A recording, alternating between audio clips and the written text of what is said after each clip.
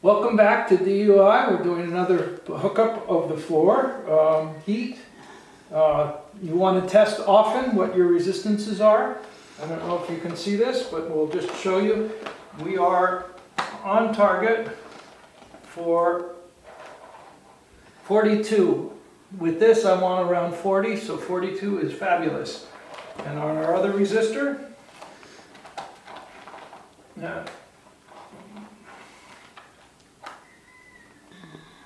oh, I'm touching it. 45.8. So this resistor that goes here, down here close, is 45.8. This one is 42.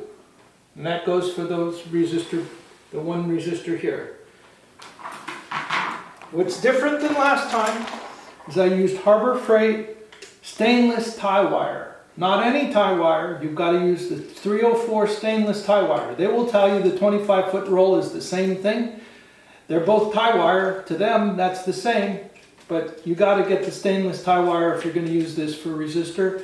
The steel will work as a resistor. The problem is it's going to corrode, and then you're going to have some weird resistance that can become dangerous over time.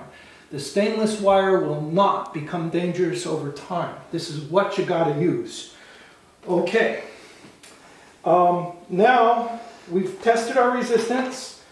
We've got our power hooked in, our controller hooked in, our sensor for the heat pad, which is going to go here, hooked in.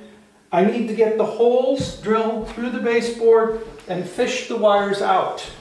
To do that, I get a drill, I put it in, I aim it back at me, and I drill in the corner, the inside corner right here, and I'll need 4 holes.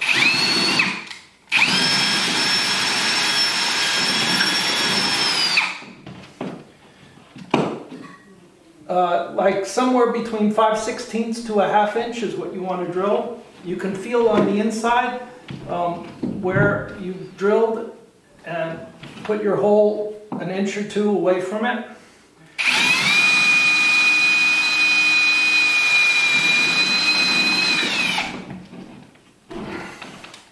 Tape these wires together so that I can fish them through, and I'll pull carefully as I do this, so they don't pull apart.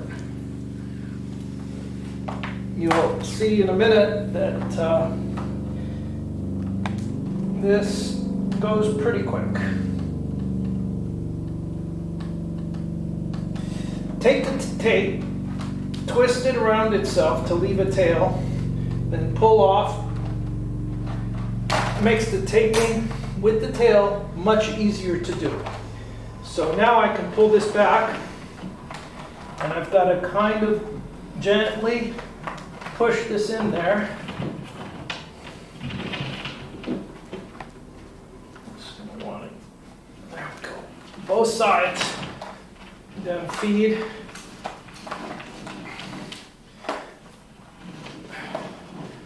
I made this short enough that I don't really need to hammer the wire like I did the last time. Also, try not to get any kinks in the wire. Kinks are stress points. You don't want stress points in the wire because with stress, you increase the resistance. Okay, so now our fish wire gets undone. Now. So we're continuing on our second wire, which if you see, is 2 of my common wires coming together. I put this wire down. I can't really show you how it's coming, but I'm going to take a hook and hook the wire so that I can pull it out. Makes it really easy. That when this wire comes out enough, and this wire can now be pulled in.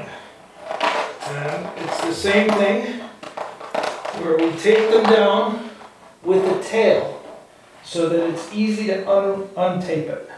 I'm doing an overlap of about 2 inches, and I've got a little bit of stripped wire in front. So I pinch the tape onto it, and do the wrap.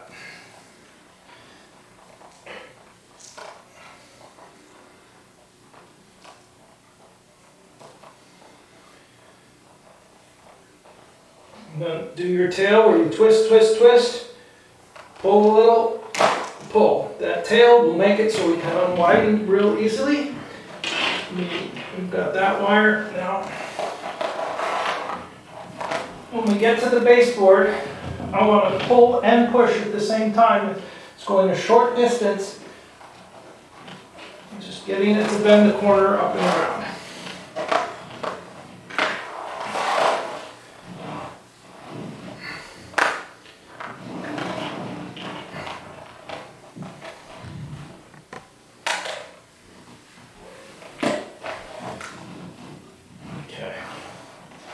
There we are.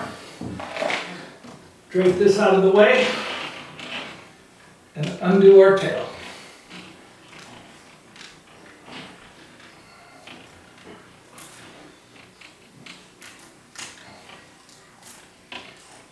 Okay. Really, both want to come down. This one goes up and this one goes up.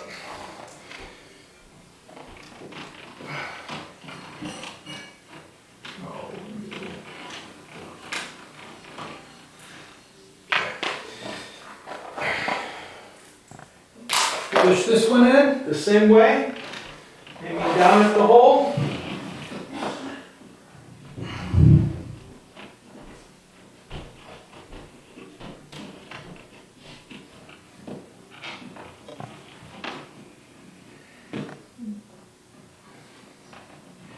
Not that hole, that hole.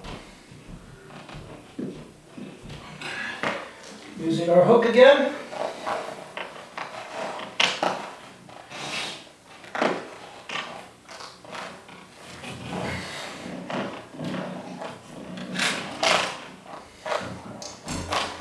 Our last wire, we want to make sure that we don't have any knots in the wire before we start pulling. So you definitely start at one end and work your wire so that it's free of any knotting. Then we've got a wire coming out. Take these two together and tape.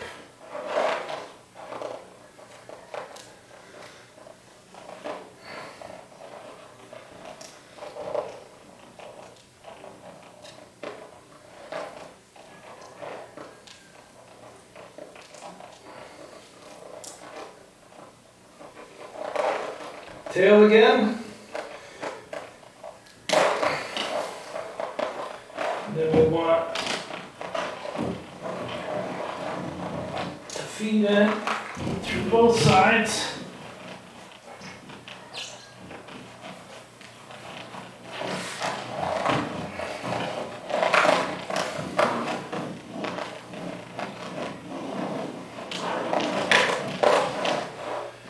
Okay. Now our last fishing has to do with this. This is our temperature sensor. The temperature sensor is placed under the mat, but on top of the reflective surface. We go in, we find our hole for it, put it to the bottom, get our hook again. You can see through the baseboard gap where we are. I don't see it yet. There it is. Got to wiggle it to see it. This. Quick work with the hook. Again, no smaller than 5/16. So this gets pulled into the pad. I will make a divot in the floor, just a bit of a grind, So I have to pull back the mat and this to get here. So I keep my hand over the area I want to be at. Let me get some of this cardboard. Cut it. Cut it. Back the floor, and I'm going to make my divot right about there with the grinder.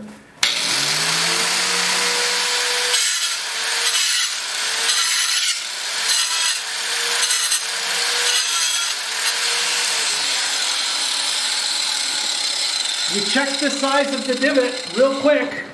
Does it fit into that hole and disappear? If it does, we are good. So it's got a flat surface. It's not all gone. I got to go a little deeper.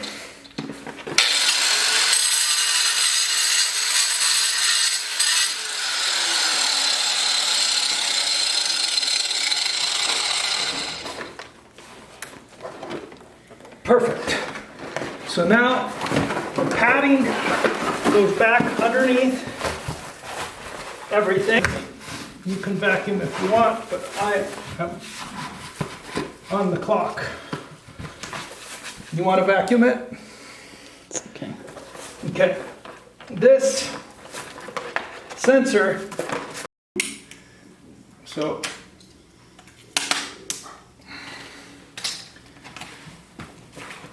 we've got our divot there. We put our sensor down and we masking tape it to the foil, and then I get our heat pad on top of that. Then we move the wires. Now. Don't cross wires. You got to get this. All of these wires need parallel paths. So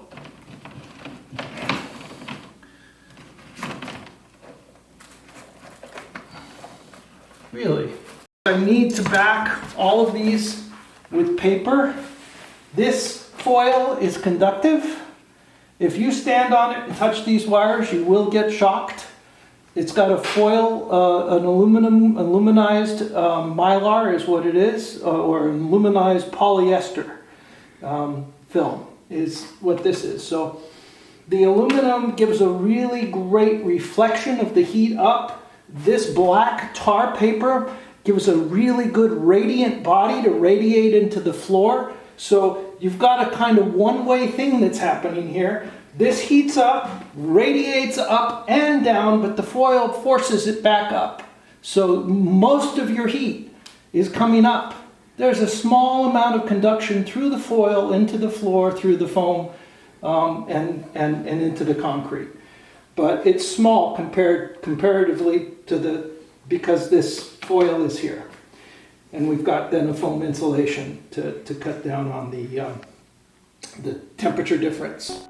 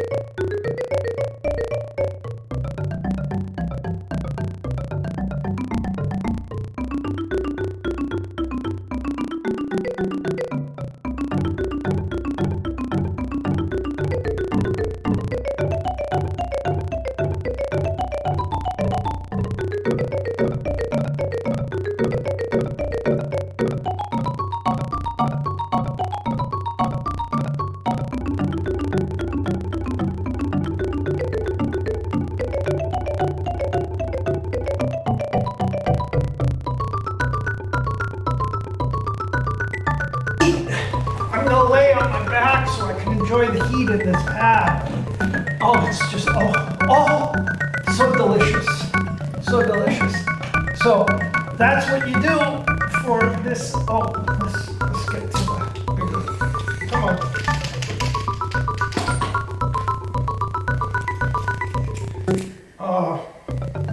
Heaven, a slice of heaven here on earth. A warm back on a cold night.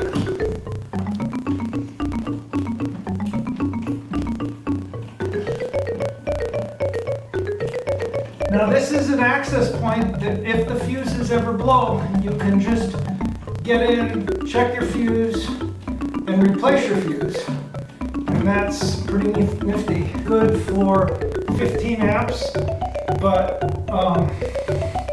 so it could be put on just the hot wire on this one because I'm only pulling I'm pulling less than 6 amps. It was 5.5. So you could use one fuse there, a 15 amp fuse, something like 100 and it's 80C, which is like